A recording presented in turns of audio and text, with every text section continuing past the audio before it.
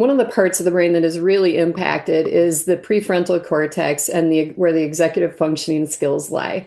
And so we can see various executive functioning deficits. We can see them struggling with planning, organizing, cause and effect, logic, impulse control, which is one of the biggest reasons why families are really struggling is because of these kids' lack of impulse control.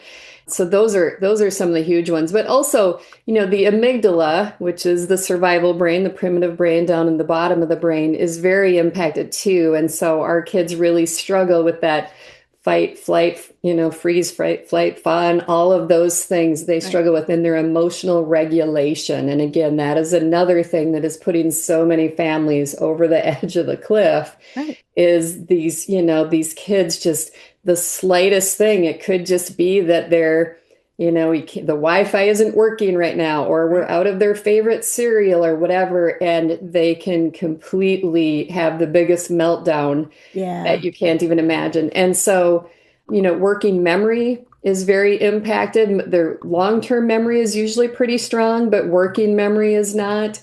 I can say for myself now you throw in menopause on top of my FASD and it's a nightmare. And then the ADHD I have extreme too. So Yeah. fun stuff. Sensory processing Okay. disorders are very common.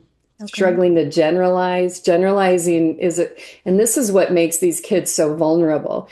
Most for a healthier brained individual, if you do this today and you get in trouble or it doesn't work well, then an hour later or a day later or a week later, you're able to generalize and be like, okay, this thing I'm thinking of doing now is kind of again, it's in the same lane or it's the same thing. They just struggle with that. So they repeat and do the same things over and over. And this just makes them incredibly vulnerable.